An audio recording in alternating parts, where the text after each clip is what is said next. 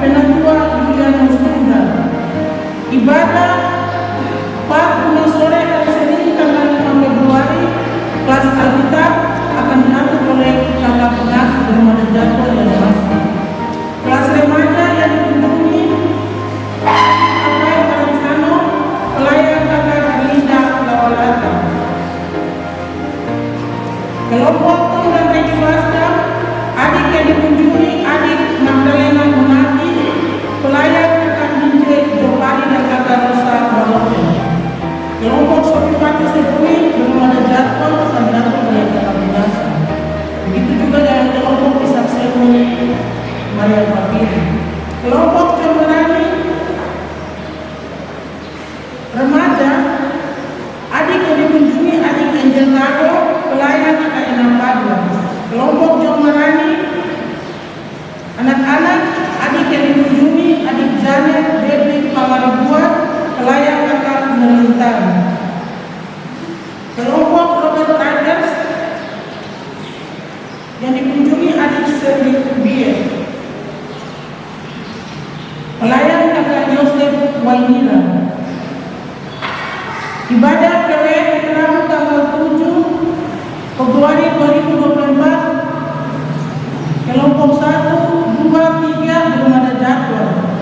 Kelompok 6, Regina Terbogar, anggota PWN dikunjungi Ibu Nomela Umbobiar, Ibu Sipora Mahali, Ibu Dorka Sudiari. Pelayan liturgi Ibu Hesti Webori, pelayan imam Penatua Janeta Mori. Kelompok 5, kelompok 6 dan kelompok 7 akan diatur oleh koordinator kelompok.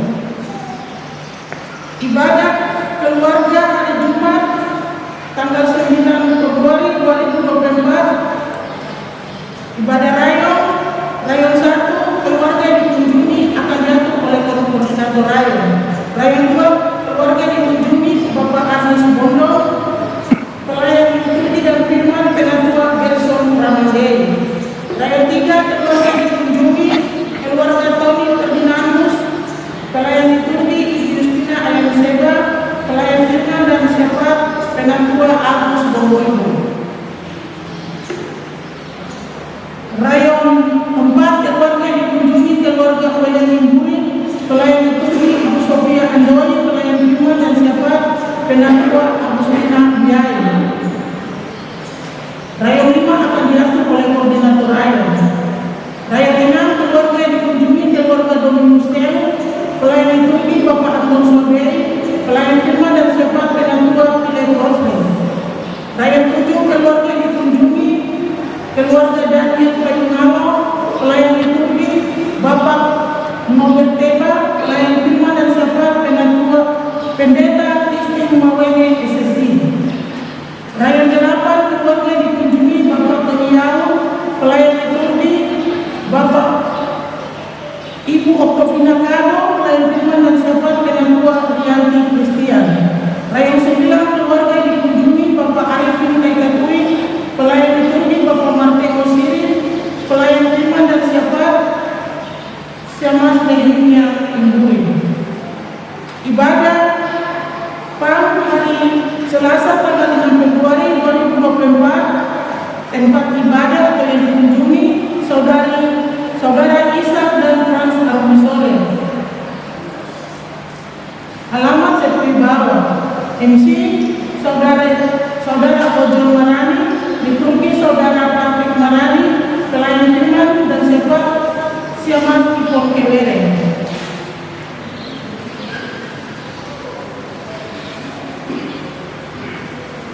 Bapak Ibu warga jemaat, satu surat masuk dari Badan Pekerja Klasis Gereja Kristen Injili di Tanah Papua nomor 02 garing 6 data 7.1 garing D titik 3 garing 11 garing 2024 hal pemberitahuan kepada yang terhormat pelaksana harian majelis jemaat Betania di tempat salam dalam kasih Tuhan Yesus Kristus berkenan dengan dimulainya tahun pelayanan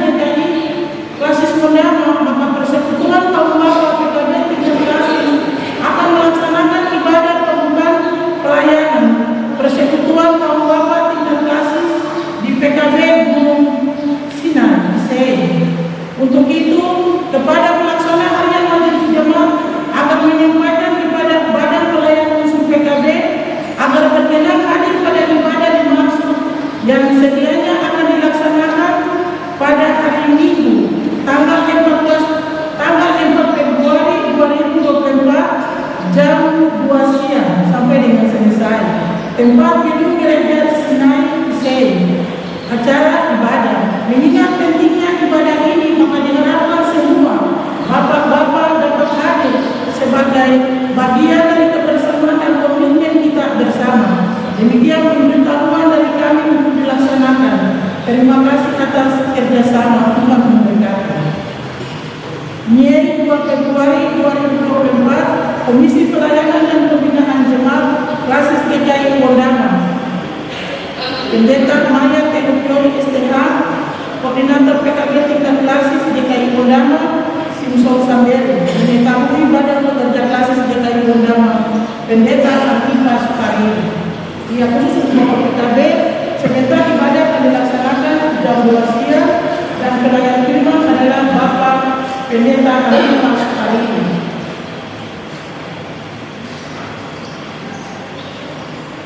Iya, dapat diketahui oleh warga jemaat bahwa ibadah HUT PI 169 tahun dan ibadah HUT Gedung Gereja Betania ke-12 tahun dilaksanakan pada hari Senin tanggal 5 Februari 2024 jam 9 pagi. Khusus untuk anak-anak yang akan mengikuti katekisasi, ibadah pembukaan akan dilaksanakan pada hari Minggu tanggal 11 Februari 2024 jam 12 siang. Harap supaya Bapak Ibu yang punya anak-anak dapat mengikuti ibadah pembukaan. Undangan akan menyusul. Ya, Bapak Ibu warga jemaat yang berkasih, yang melayani ibadah hari Minggu tanggal 4 Februari 2024, Bapak Penatua Julius Lukas Purwo. Selamat beribadah. Kita akan mulai akan ibadah kita di saat ini.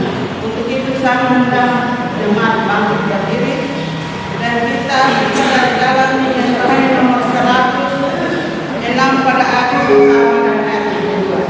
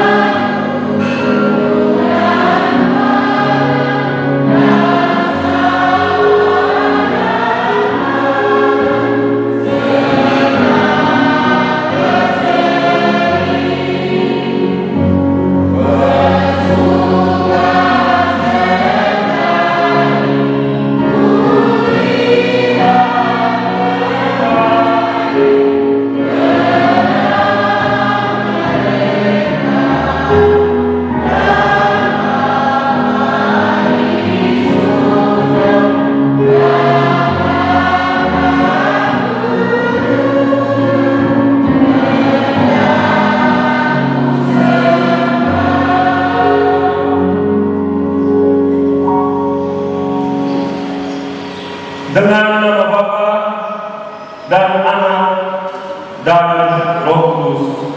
Amin. Kasih karunia dan damai sejahtera atas jemaat dari Allah Bapa, Tuhan kita Yesus Kristus, dan oleh Roh Kudus. Jemaat dipersilakan duduk kembali. Kita memuji bersama Tuhan dengan mengangkat nyanyian dari nyanyian rohani nomor 4, baik yang pertama dan baik yang keempat. Nyanyian rohani 4, baik yang pertama dan baik yang keempat. Kudus, kudus, kuduslah, dan kata-kata seterusnya. Amin.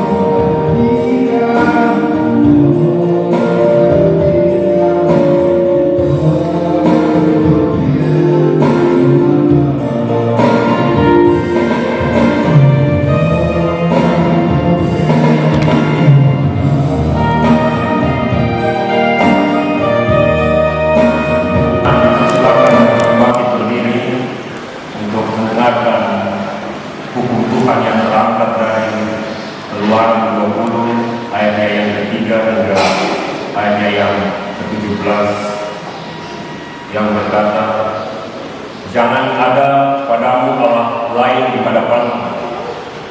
Jangan membuat bagimu patung yang menyerupai apapun yang ada di langit di atas, atau yang ada di bumi di bawah, atau yang ada di dalam air di bawah bumi. Jangan sujud menyembah kepadanya atau beribadah kepadanya, sebab aku Tuhan Allah adalah Allah yang cemburu, yang membalaskan kesalahan bapa kepada anak-anaknya, kepada keturunan yang ketiga dan keempat dari orang-orang yang membenci aku. Tetapi aku menunjukkan kasih setia kepada beribu-ribu orang, yaitu mereka yang mengasihi aku dan berpegang pada perintah-perintah.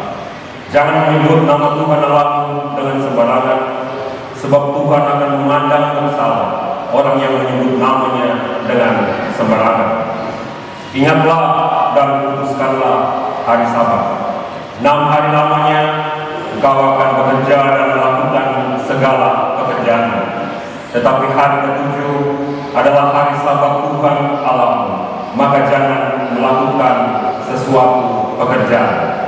Engkau atau anakmu laki-laki atau anakmu perempuan, atau hambamu laki-laki atau hambamu perempuan, atau hewanmu atau orang asing yang di tempat kediamanmu. Sebab 6 hari lamanya Tuhan menjadikan langit dan bumi, laut dan segala isinya, dan Dia berhenti pada hari ke-7. Itulah sebabnya Tuhan memberkati hari Sabat dan menguduskannya. Hormatilah ayahmu dan ibumu, supaya lanjut umurmu di tanah yang diberikan Tuhan Allahmu kepadamu.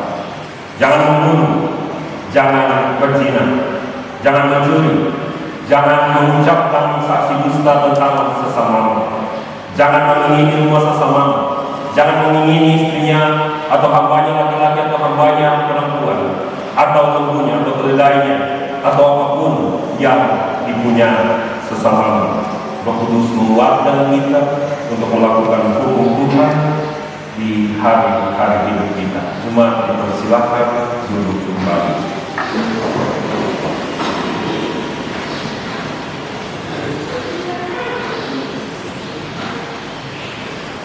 Untuk pengakuan dosa dan pemberitaan anugerah Allah, jemaat betul-betul siapkan Kidung Jemaat nomor 467, baik yang pertama dan kedua.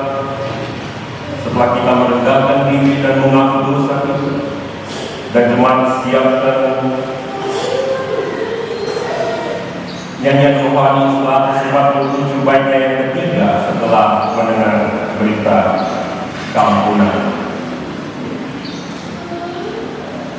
Jemaat Tuhan, marilah kita merendahkan diri di hadapan Tuhan Allah dan mengaku dosa serta pelanggaran kita dengan sungguh-sungguh. Jika kita berkata bahwa kita tidak berdosa, maka kita menipu diri kita sendiri, dan kebenaran itu tidak ada di dalam kita. Jika kita mengaku dosa kita, maka Ia adalah setia dan adil, sehingga Ia akan mengampuni segala dosa kita dan menyucikan kita dari segala kejahatan. Mari kita berdoa. Ya Allah Bapa yang bertahta di dalam kerajaan surga, Bapa yang kami puji, kami sembah, kami agungkan melalui Putra Tunggal Tuhan kami, Yesus Kristus. Dalam sayang-Mu, Engkau telah mengetuk pintu hati kami, mengatur langkah kaki kami menuju Kamu yang kudus, seraya mengucap syukur dan melaksanakan peribadatan kepada-Mu. Ya Bapa di surga, kami menyadari bahwa kami hanyalah manusia biasa yang berdosa, yang tidak layak sebenarnya untuk datang menghampiri kekudusan-Mu Bapa. Untuk itu Tuhan, Engkau boleh menyucikan kami, mengampuni kami akan segala kesalahan kami Tuhan. Entah kesalahan yang kami perbuat kepada istri-istri kami, kepada suami-suami kamu, kepada orang-orang tua kamu, kepada anak-anak kamu yang menyakitkan hati mereka. Terutama Tuhan, yang kami lakukan menyakiti hati mereka. Ya Bapa di sorga, inilah kami untuk siap beribadah. Kami yakin dan percaya bahwa Engkau telah menyucikan dan melayakkan kami mengikuti peribadatan ini. Dalam nama Yesus, kami telah berdoa dan bermohon. Amin. Itu jemaat 467 bait yang pertama dan kedua, Tuhanku bila hati kau terluka, dan kata-kata seterusnya.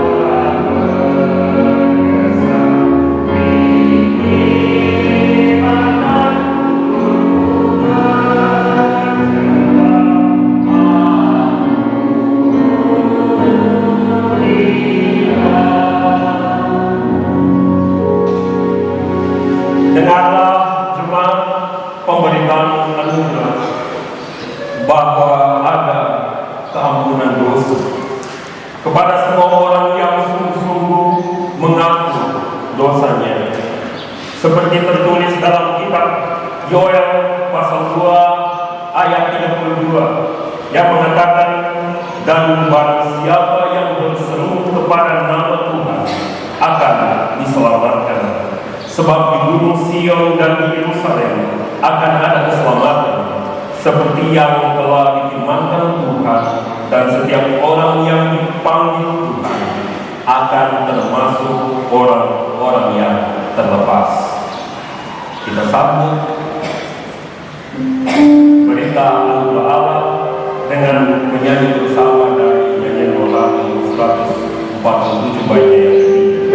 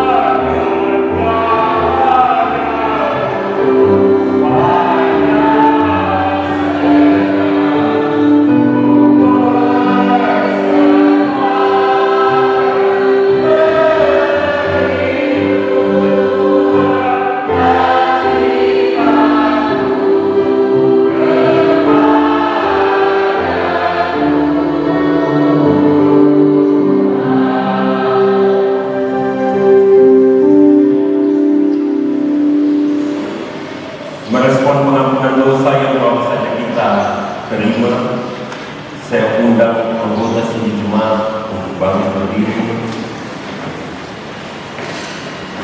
Kita mengucapkan iman kita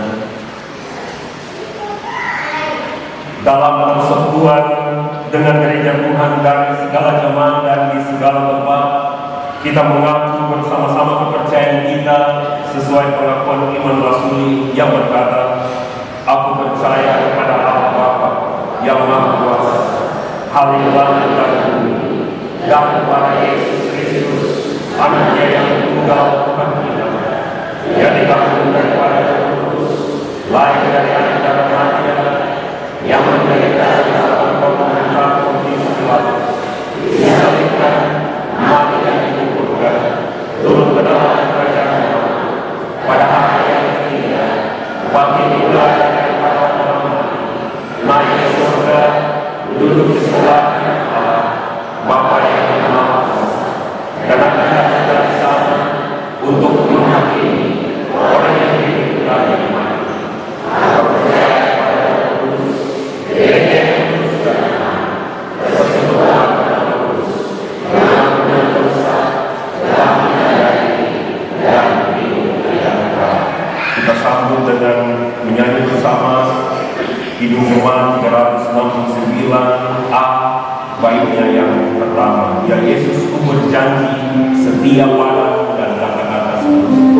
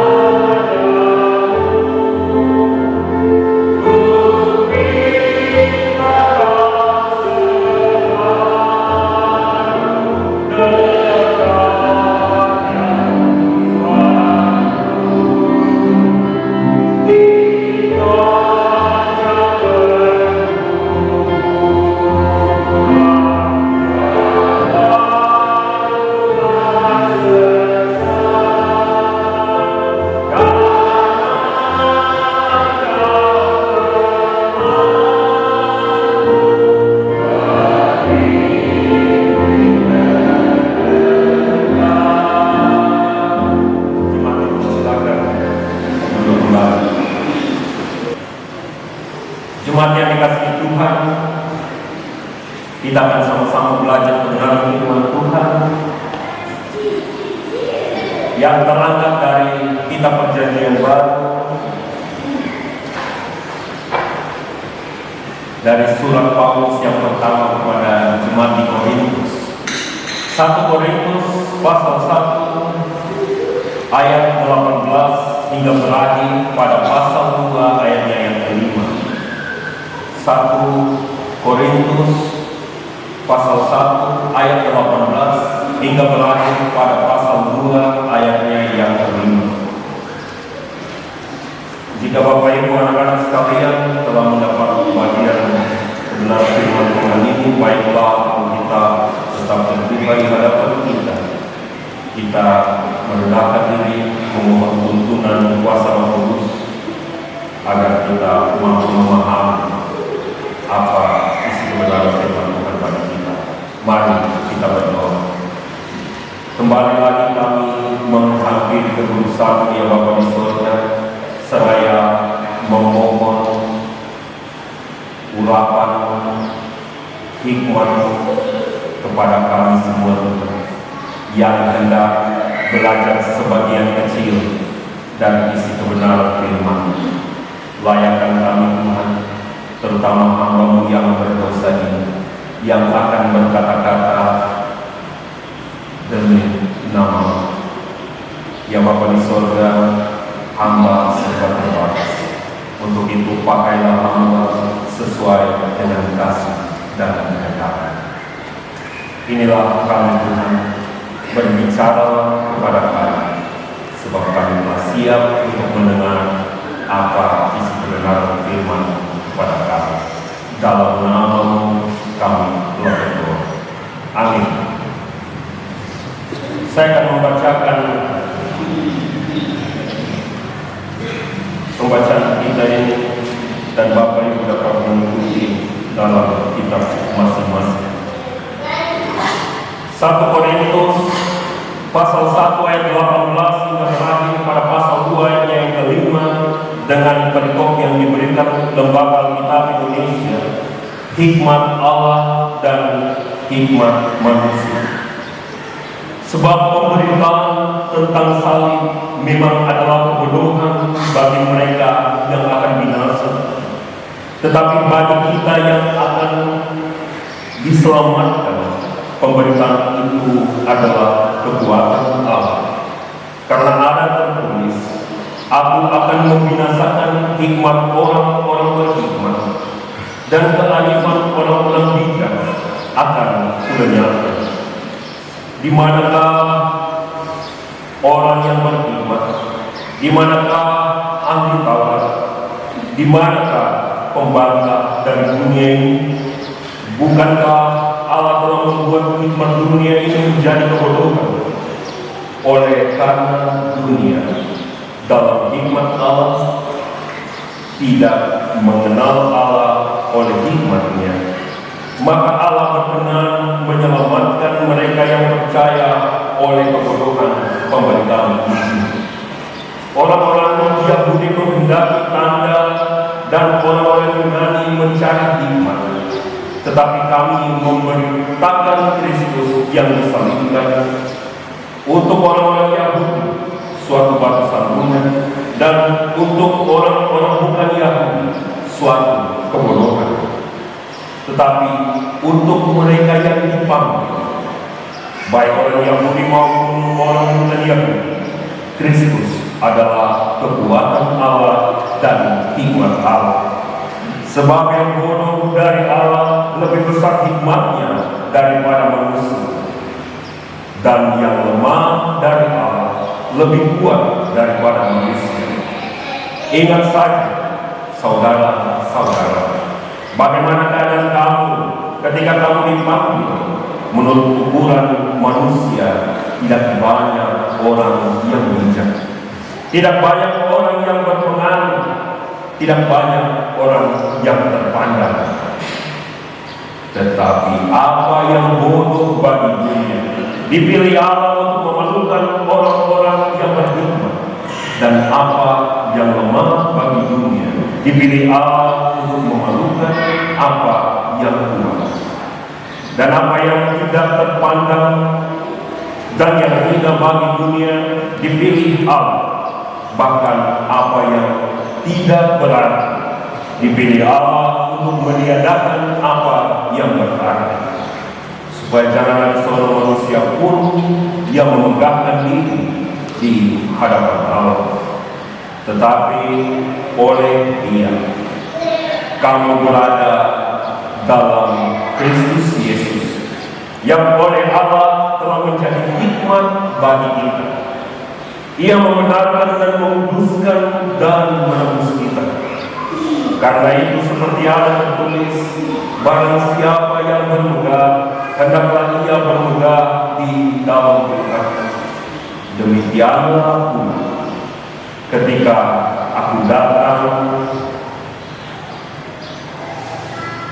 kepadamu, saudara-saudara, aku tidak datang dengan kata-kata yang indah atau dengan hikmat untuk menyampaikan kesaksian Allah kepada kamu, sebab aku telah memutuskan untuk tidak mengetahui apa-apa di antara kamu selain Yesus Kristus, yaitu Dia yang disalibkan. Aku juga telah datang kepadamu dalam kelemahan dan dengan sangat takut dan gentar, baik perkataanku maupun pemberitaanku tidak kusampaikan dengan kata-kata hikmat yang meyakinkan, tetapi dengan keyakinan akan kekuatanmu, supaya iman kamu jangan bergantung pada hikmat manusia, tetapi pada kekuatan Allah. Demikian jauh firman Tuhan kepada kita. Hendaklah firman Tuhan dengan segala kekayaannya diam di antara kamu, dan ucaplah syukur kepada Allah. Haleluya, haleluya, haleluya.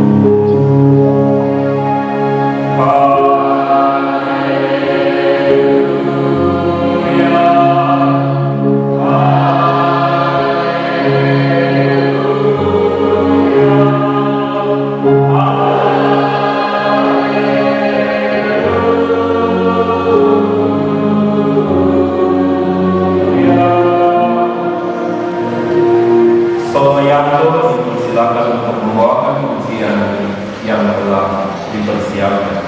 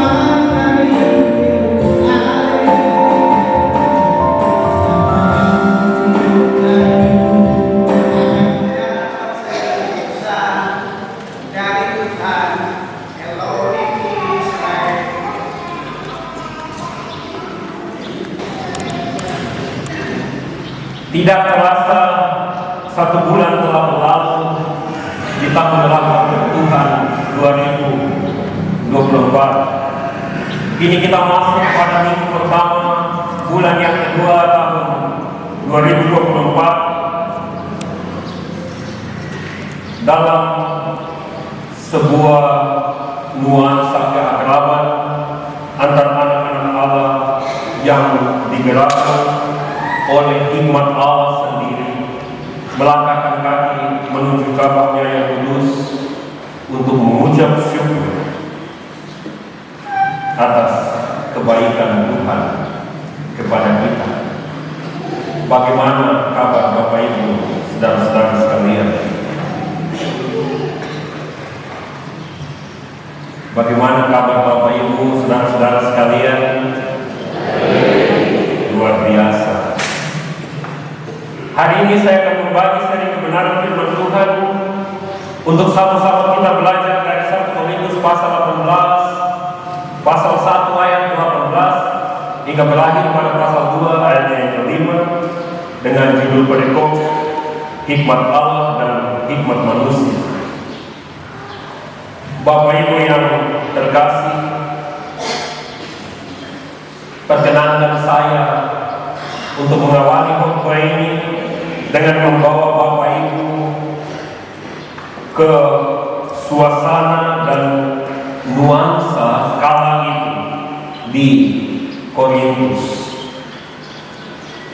Berdasar kitab Kisah para Rasul 18 ayat yang ke-12, terlihat bahwa Korintus adalah salah satu kota di provinsi Achaia, bangsa Yunani di bawah jajahan pemerintah Romawi.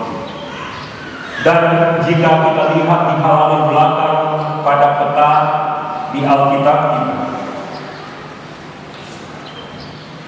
Korintus terletak pada suatu genting tanah atau istilah geografisnya terusan yang menghubungkan dataran utara dan dataran selatan wilayah Yunani, yang pada dua sisi datarannya itu memiliki pelabuhan yang besar. Merupakan daerah yang berada di tengah sehingga tidak bisa dibatasi arus pergerakan manusia ke daerah ini. Penduduknya yang memiliki keragaman suku, kepercayaan, keyakinan, memiliki keragaman strata sosial dan adat istiadat, sehingga tidak salah pada zamannya Korintus disebut sebagai kota metropolitan atau sebagai pusat perdagangan di Asia dan Eropa. Aroma pengaruh Yunani kuno tentang filsafat dan ilmu pengetahuan begitu terasa di daerah ini, sehingga menjadi tren bagi masyarakat Korintus untuk mengagung-agungkan para filsuf yang mahir dalam beradu argumen tentang kepandaian dan ilmu pengetahuan. Bapak Ibu, saudara-saudari yang mengasihi dan dikasihi oleh Tuhan kita Yesus Kristus, surat pertama Paulus kepada jemaat di Korintus yang kita baca pada pagi hari ini merupakan respon Rasul Paulus terhadap laporan dari keluarga Chloe sebagaimana tertera pada pasal 1 ayat yang ke-11 berkaitan dengan perpecahan dalam jemaat. Perpecahan dalam jemaat Korintus ini terjadi karena kelompok-kelompok di dalam jemaat Korintus mengkotak-kotak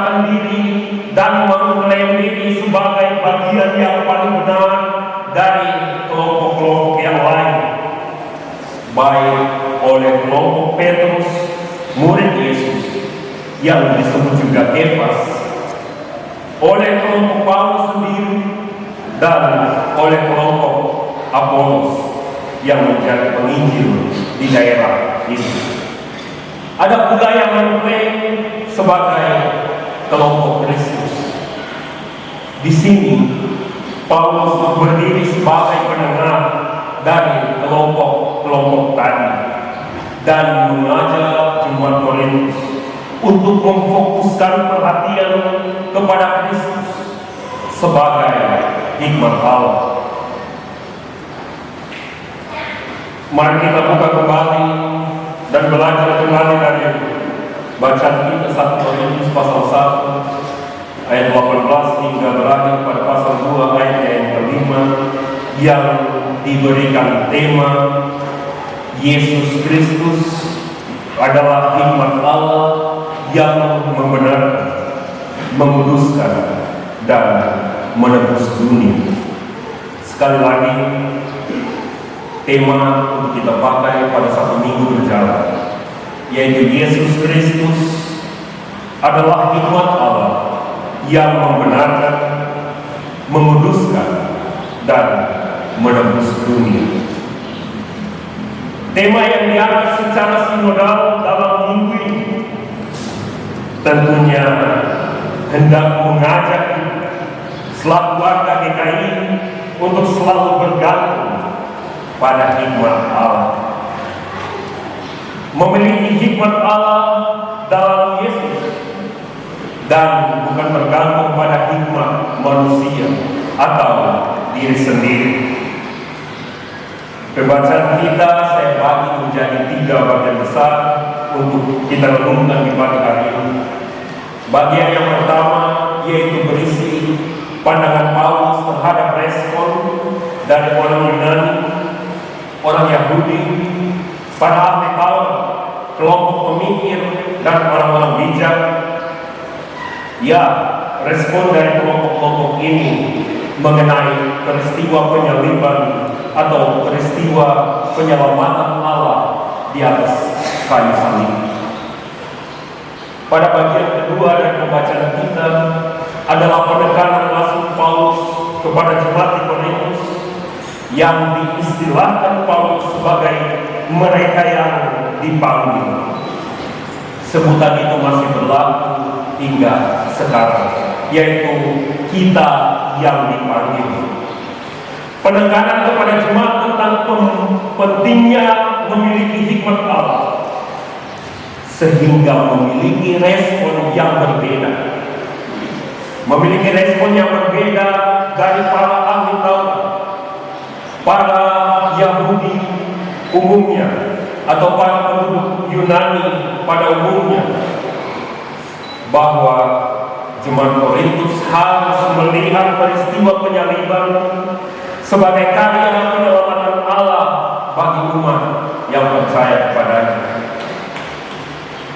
Dan bagian yang ketiga, Bapak Ibu sekalian, di mana Paulus mau menggugah jemaat Korintus untuk merenungkan kembali awal mula mereka dipilih dan dilibatkan dalam status anak-anak Allah, yaitu mereka yang dahulu berasal dari orang-orang rendah, orang-orang yang tak terpandang sebelumnya, dari orang yang sederhana dan tidak memiliki karisma berbicara dan bersajak dengan indah seperti para filsuf Yunani lainnya, namun dipakai oleh Tuhan secara luar biasa sebagai alat kemuliaan Tuhan di tengah-tengah warga Korintus.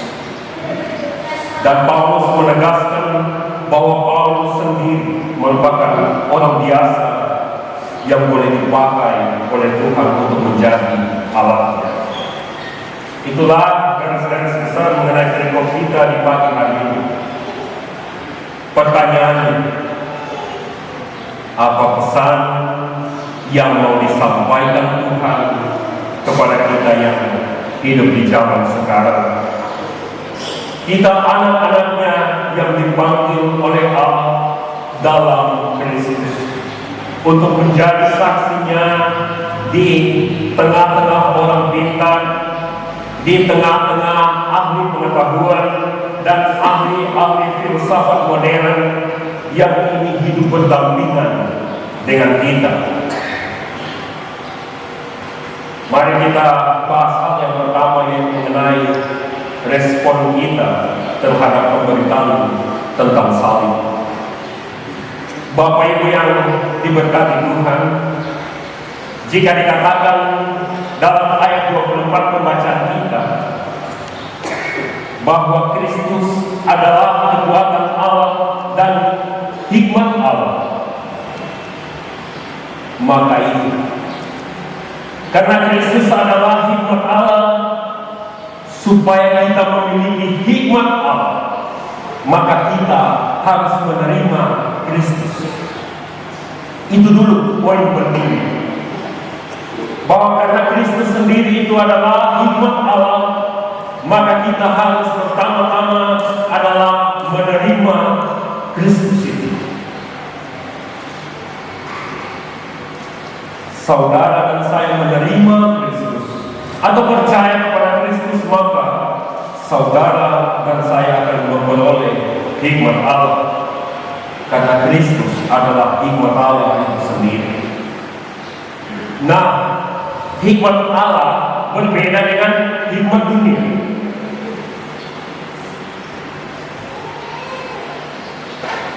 Dengan hikmat Allah kita mendapat kemampuan mengerti apa isi hati Allah yang dituangkan dalam firman-Nya, dan kita pun akan memiliki kemampuan untuk menerapkannya dalam kehidupan hari lepas hari, sebagaimana ditegaskan dalam Kolose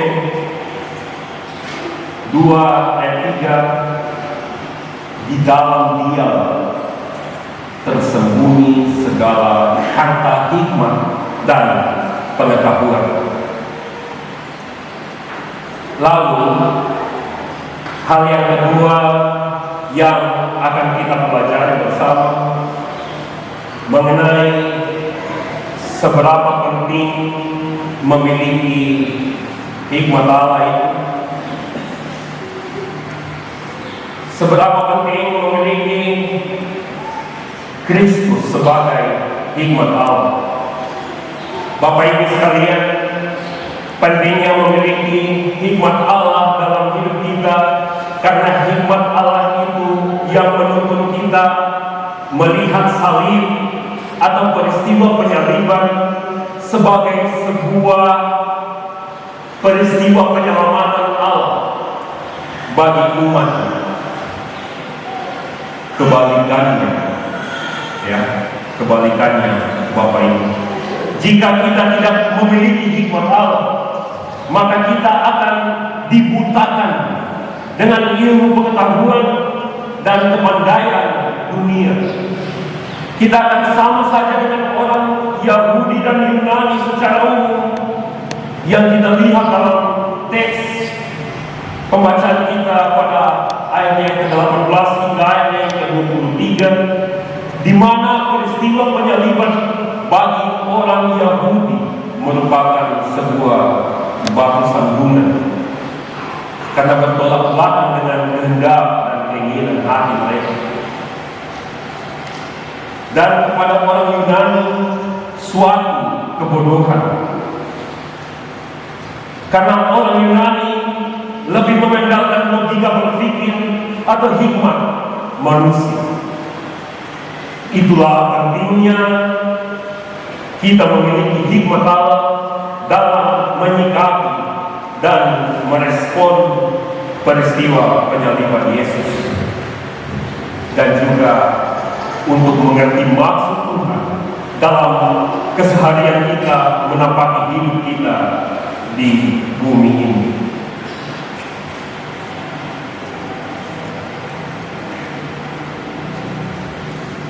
Di mana kesombongan akan kepandaian serta kebijaksanaan yang bersifat duniawi membawa cara pandang penduduk Korintus, baik dari Yunani sendiri maupun dari luar Yunani termasuk Yahudi yang tinggal di sana, menjadi angkuh dan sangat sulit untuk menerima berita tentang keselamatan Allah yang bagi mereka adalah kebodohan dan hal yang tidak masuk di nalar manusia, bahwa mereka berpikir masa juru selamat mati, masa Mesias yang dijanjikan menjadi pemimpin besar tidak memiliki istana dan tidak memiliki pemerintahan untuk dipimpinnya. Lalu Bapak Ibu, mari kita lihat hal yang ketiga yang menjadi pokok pengajaran Tuhan kepada kita melalui firman-Nya di pagi ini. Jika kita memiliki hikmat Allah, maka kita yang sederhana, kita yang terbatas, kita yang dianggap sepele dapat dipakai Tuhan menjadi yang terdepan. Paulus mengajak jemaat Kristen di Korintus dan kepada kita sekalian di saat ini untuk tidak mengandalkan hikmat manusia dan harus mengimani bahwa kita yang sederhana ini, yang dipandang bodoh ini, yang dipandang sebelah mata oleh kacamata manusia, dapat dipakai Tuhan sebagai saksi-saksi Kristus dalam menebarkan kabar keselamatan ilahi, sebagaimana ayatnya yang ke-26 hingga 28 dari teks pembacaan kita. Jemaat yang diberkati Tuhan kita Yesus Kristus, secara duniawi dalam sudut pandang manusia ada standar dan ukuran tertentu dalam menempatkan seseorang pada status sosial. Ada yang mengukurnya dari seberapa hebat orang itu berkata-kata dengan kepandaiannya. Ada pula yang menggunakan standar kemampuan finansial atau keuangan sebagai standar untuk menilai status kedudukan seseorang dan lain-lain sebagainya, standar atau ukuran yang dibuat oleh hikmat manusia. Bapak Ibu kekasih Yesus, dari kebenaran firman Tuhan di hari ini kita telah baca dan mengetahui rahasia besar. Saya ulangi, setelah kita membaca kebenaran firman Tuhan di hari ini, kita mengetahui satu rahasia besar, bahwa standar yang digunakan manusia semata-mata bukanlah standar Allah. Bahwa standar penilaian seseorang yang dipakai manusia bukanlah standar yang dipakai oleh Allah. Apa yang dipandang oleh manusia sebagai hal yang biasa-biasa saja dapat dijadikan Tuhan sebagai hal yang luar biasa. Termasuk Bapak Ibu, saudara, saudari, dan saya yang di luar sana, yang hidup berdampingan dengan orang-orang yang menggunakan standar dunia untuk menilai kita.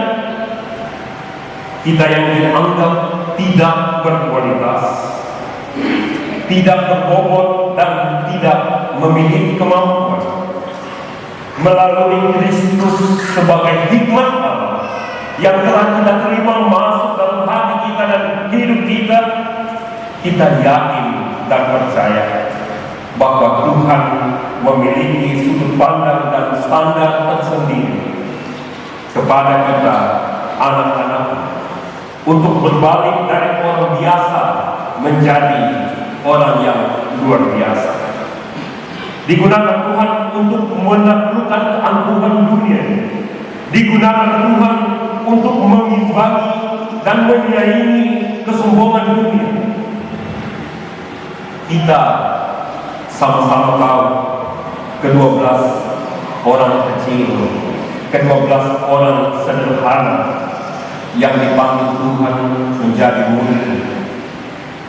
Kini karya mereka sangat mempengaruhi santero isi dunia ini. Kita juga baca kisah-kisah di Perjanjian Lama bahwa ada satu kisah Gideon bersama 300 pasukannya melawan atau menghadapi atau bertempur dengan 135.000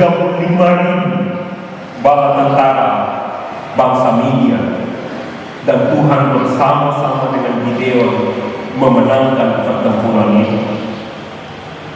Daud yang dahulu hanyalah seorang gembala yang rendah yang tidak dianggap oleh siapa-siapa, termasuk oleh keluarganya sendiri, kemudian diangkat Allah menjadi raja atas Israel, dan namanya masyhur hingga hari ini. Yusuf anak Yakub yang dijual oleh saudaranya menjadi budak di tanah Mesir, di akhir kisah kita lihat bahwa Yusuf diangkat sebagai orang yang paling berpengaruh tertinggi urutan kedua setelah Firaun di tanah Mesir, yang memiliki kewenangan penuh mengelola bahan makanan ketika musim kelaparan melanda daerah Timur Tengah pada masa itu. Dalam kaitannya dengan pekabaran Injil di tanah Papua, dari para misionaris dan guru yang sederhana yang dipakai oleh Allah sebagai alatnya, kini kita menghasilkan buahnya di tanah ini, menghasilkan karya penyelamatan yang luar biasa dahsyatnya yang mengguncang dunia dengan Injil Kristus. Keselamatan Kristus itu kita rasakan hingga saat ini, yang kita hendak masuk pada 169 tahun Injil berbuah di tanah ini. Semua berawal dari orang-orang sederhana yang mau dipakai Tuhan untuk melaksanakan karya besar. Bapak Ibu Jemaat Betania Wasil, setelah mengetahui rahasia ini, saya berdoa agar setelah saya dan saudara-saudara mengetahui kebenaran firman dan janji Tuhan di hari ini berkaitan dengan tahun pemberdayaan yang menjadi tema besar DKI pada tahun 2024 ini, setelah ini tidak ada lagi yang menganggap dirinya tidak mampu, ya. Tidak ada lagi yang bilang saya ini siapa jika dibandingkan dengan mereka di luar sana. Saya ini bisa bikin apa? Dan kalimat-kalimat pesimis lainnya. Itu sama saja kita menendangkan siapa yang ada di balik kita. Itu sama saja kita mengecilkan kuasanya yang menopang kita, yaitu Allah sendiri. Jangan kita mengecilkan kemahakuasaan Tuhan yang ada dalam diri kita. Karena Yesus adalah hikmat Allah yang telah kita terima dan berdiam di hati kita sejak kita mengaku bahwa kita percaya kepada Yesus Kristus sebagai juru selamat kita. Bapak Ibu sekalian, percayalah, kita tidak akan menghadapi semuanya itu sendiri, sebab Tuhan akan memakai kita dan meninggikan kita di antara penilaian rendah yang ditempelkan oleh dunia kepada kita. Dikatakan Yesus dalam Matius 19 ayat 30, tetapi banyak orang yang terdahulu akan menjadi yang terakhir, dan yang terakhir akan menjadi yang terdahulu. Syaratnya, rendahkanlah dirimu di hadapan Tuhan, maka Tuhan akan memakai kita menjadi besar. Ia sendiri yang akan meninggikan kita. Yang terbelakang akan menjadi yang terdepan. Begitu pula sebaliknya, yang terdepan akan menjadi yang terbelakang. Kutipan ayat ini mengingatkan saya sebagai pribadi yang menyelalu dan merasakan kasih karunia Tuhan pada 19 tahun yang lalu, pada tahun 2005, ketika pendaftaran Sekolah Tinggi Pemerintahan Dalam Negeri STPD waktu itu tahun 2005 telah tutup, ya. Persyaratan telah ditutup. Ini bukan hari untuk mengumpulkan persyaratan lagi, tapi ini harinya untuk pelaksanaan tes psikotes. Dan saya datang, dan atas kehendak Tuhan saya mendapat nomor urut paling belakang, yaitu 259. Saya adalah peserta tes yang paling terbelakang atau yang paling akhir mendaftar. Namun kuasa Tuhan, ketika 5 orang yang dinyatakan lulus pada tahun itu, saya nama urutan yang pertama dari kelima orang itu. Padahal kalau mendunia, nama saya diawali dengan huruf Y. Kalau itu berdasarkan alfabetis, maka tidak mungkin huruf Y ada di posisi pertama. Inilah yang pedoman perjalanan hidup saya 19 tahun ini, bahwa apa yang dianggap sepele, mustahil, terbelakang oleh standar dunia dipakai Tuhan untuk menjadi yang terdepan. Masih ingat kisah Yesus memberi 5.000 orang dewasa? Hanya seorang anak kecil yang lemah yang memiliki 5 jelai roti dan 2 ekor ikan. Anak kecil di sini melambangkan kesederhanaan. Anak kecil melambangkan kerendahan hati. Jika talenta kita yang terbatas ibarat hanya sejumlah 5 jelai roti dan 2 ekor ikan saja, Tuhan mampu menambahkan talenta dan kemampuan itu untuk berguna dan bermanfaat bagi ribuan orang. Amin. Kepada anak-anak Tuhan yang akan maju dan bertahan dalam pesta demokrasi, yang mungkin di luar sana tidak dipandang dan tidak dianggap serta tidak diperhitungkan oleh para pakar politik yang sering berkomentar di berbagai sudut kota. Yakin saja bahwa Tuhan akan bersama-sama dengan Bapak Ibu yang akan bertarung. Yang penting rendahkanlah hati.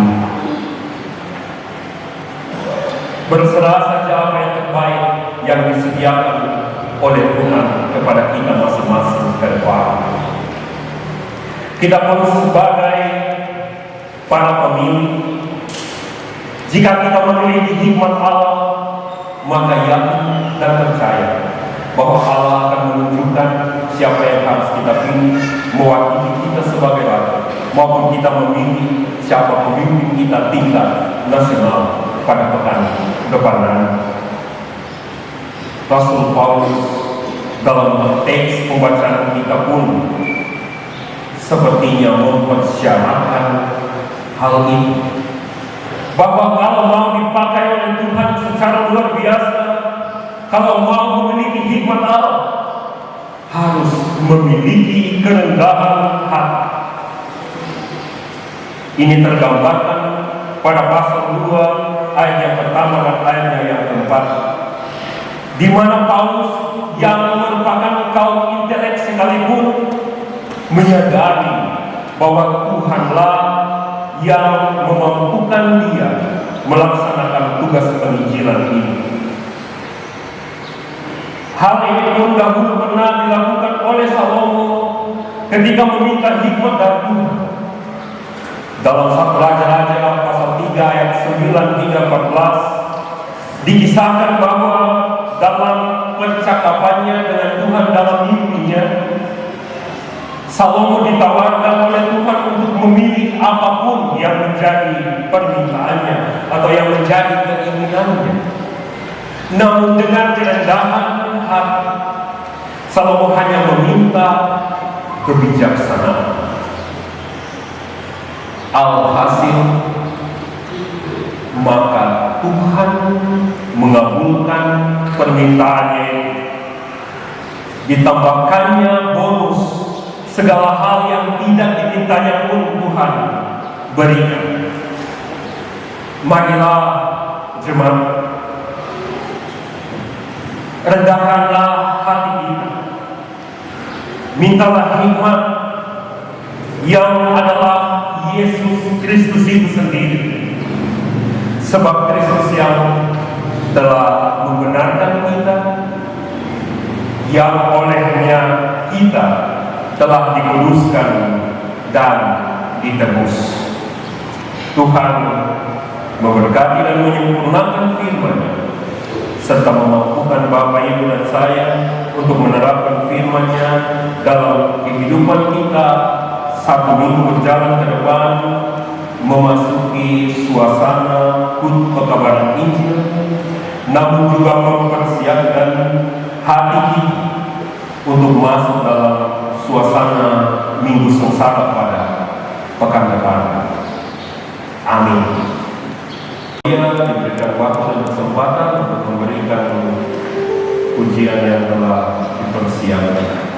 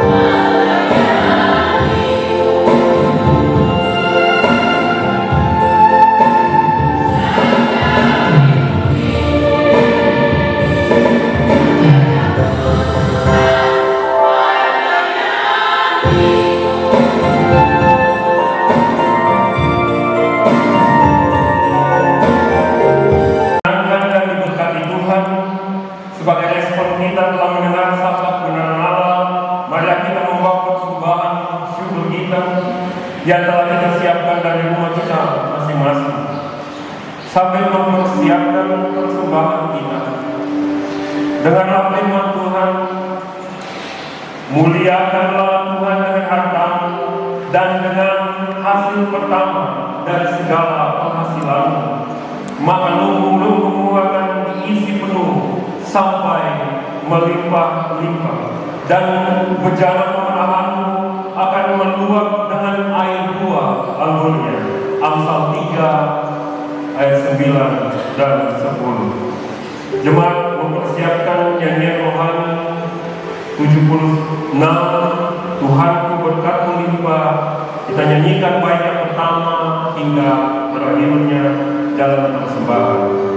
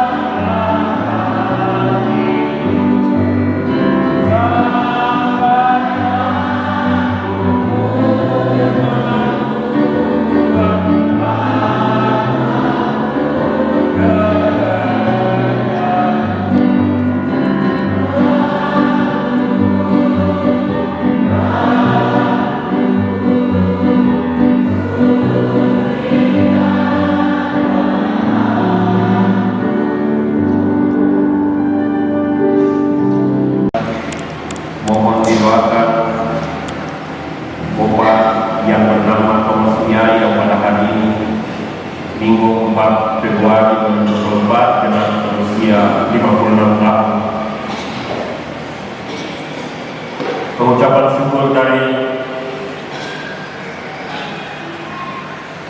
keluarga Heru Megwan terutama atas bertambah usia anak Chelsea M. Megwan pada tanggal 24 Januari 2024 yang lalu genap berusia 17 tahun. Dari Ibu Y. Onotama yang pada tanggal 31 Januari 2024 lalu berusia 45 tahun. Pengucapan syukur dari keluarga Adolf Mayor untuk pertama kalinya membawa anaknya Juliana Mayor ke rumah Tuhan. Keempat, pengucapan syukur dari keluarga Bapak Daud Armsore. Yang kelima, pengucapan syukur dari keluarga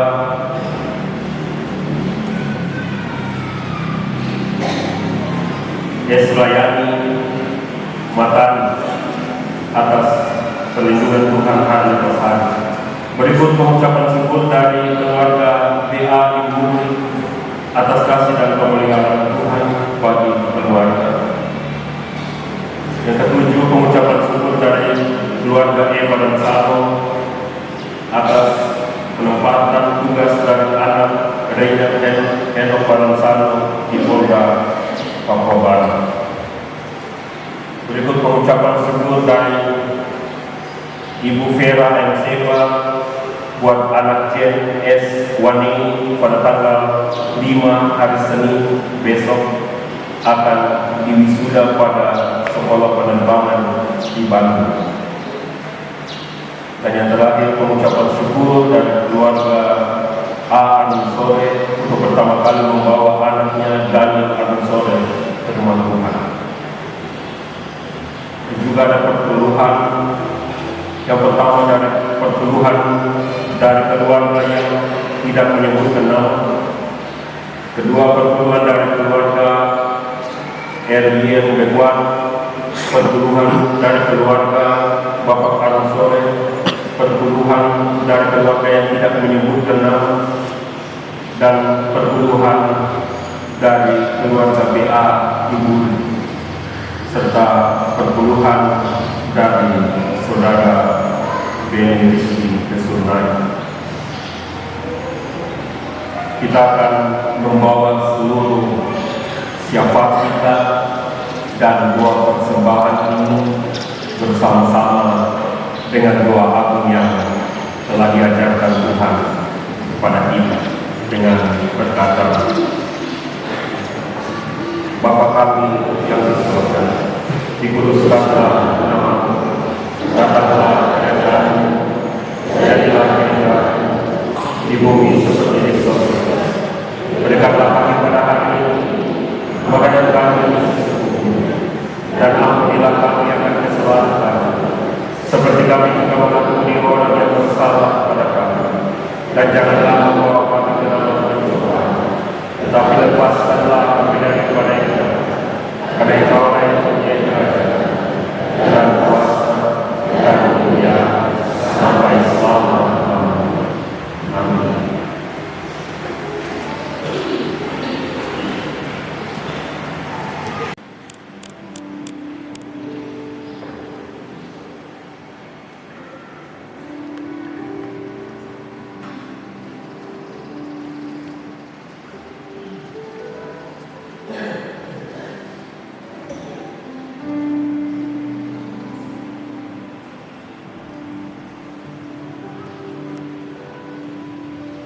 Mengakhiri ibadah kita, jemaat siapkan nyanyian rohani 198, bait yang pertama, kedua, dan bait yang ketiga. Pada baitnya yang ketiga kita menyanyikan dalam keadaan bangkit berdiri.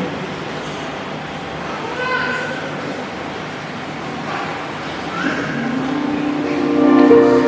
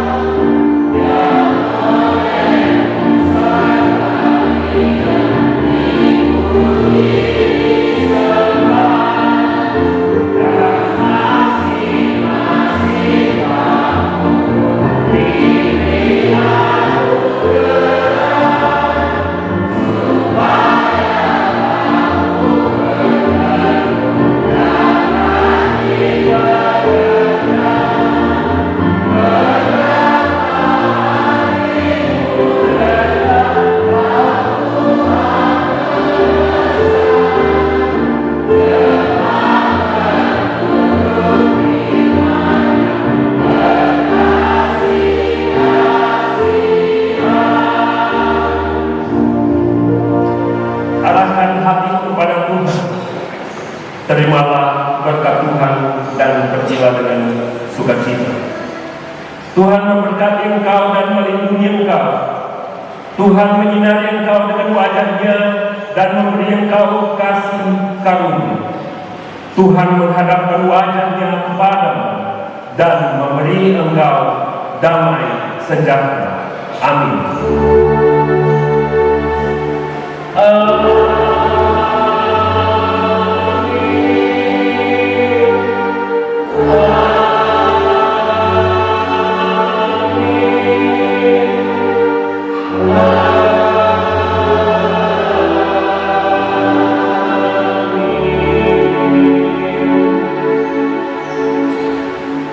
Ibadah kita telah selesai. Shalom. Jemaat dipersilakan untuk duduk kembali. Bapak Ibu warga jemaat yang Tuhan Yesus kasihi, ibadah kita Minggu 4 Februari 2024 telah selesai. Berikan kesempatan kepada warga jemaat untuk bersalaman di tempat ini.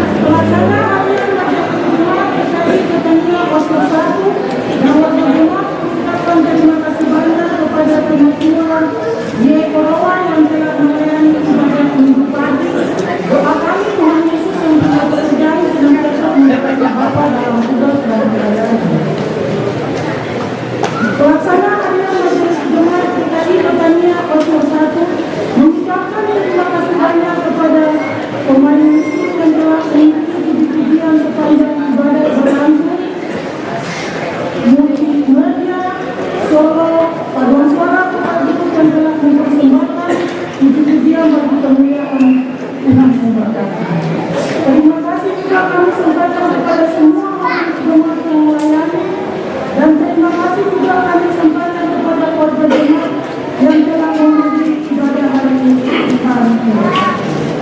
Bapak Ibu keluarga jemaat, ibadah malam akan dilaksanakan pada jam 6. Harap supaya Bapak Ibu yang ada di seputaran Waskam Sepuri, Kelurahan, Bandar Udara yang tidak mengambil bagian di ibadah minggu pagi dapat ambil bagian dalam ibadah minggu malam. Dapat diketahui oleh jemaat juga bahwa ibadah HUT ke-169 tahun dan ibadah HUT Gedung Gereja Betania ke-12 tahun dilaksanakan pada hari Senin tanggal 5 Februari 2024 jam 9 pagi. Dan sebagai informasi juga bagi Bapak Ibu yang mempunyai anak-anak yang mengikuti kateksasi, ibadah pembukaan akan dilaksanakan pada hari Minggu tanggal 11 Februari 2024 jam 12 siang. Harap supaya Bapak Ibu yang punya anak-anak dapat ambil bagian dalam ibadah pembukaan. Undangan akan menyusul. Saya akan membacakan nama-nama anak-anak yang akan mengikuti kateksasi. 1. Ian Pandu Operai, 2. Brian Runggar, 3. Sampari Abidoniku, 4. Sadrak Baltasar Wabia, 5. Nela Barangkea, 6. Henry Kamusore, 7. Chelsea Maria Mbekon, 8. Putri Julianti Beatrix Bisari, 9. Stefi Betty Alinsore, 10. Amelia Iyamusi, 11. Ongli Daud Iyamusi, 12. Lelina Junior, 13. David Iyamusi, 14. Paulina Sania Sofia Biari, 15. Bernard Marius Underpon, 16. Johanna Regina Underpon, 17. Wotai Albertus Ayomi, 18. Lambert Umpabe, 19. Mingke Umpabe, 20. Roberta Eta Runda, Februari Iyari, 22 Februari Iyari, 23 Aurel Rate, 24 Stefani Adelweis Ausole, 25 Esron Leonard Marani, 26 Hans Rafael Wabia, 27 Intan Wasti Manaruri. Lihat dari Bapak Ibu yang anak yang tadi saya sudah baca, jumlah keseluruhan anak-anak yang dikatakan berjumlah 27. Hari Minggu tanggal 11 dan 12 Bapak Ibu ada bersama-sama dengan anak-anak dan tenaga-tenaga pengajar bersama dengan Ibu Pendeta. Kita akan melaksanakan ibadah pernikahan. Harap supaya Bapak Ibu ambil bagian.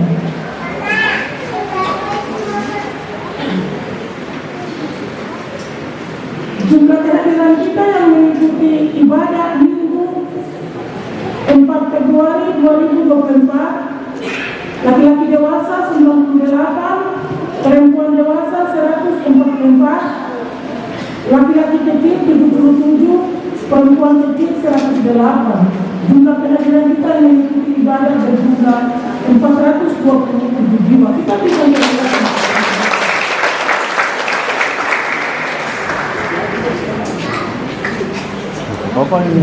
pelayan bersama-sama dengan majelis yang bertugas dapat alih bagian di depan pintu dan jemaat akan bersama di sini oleh keyboard.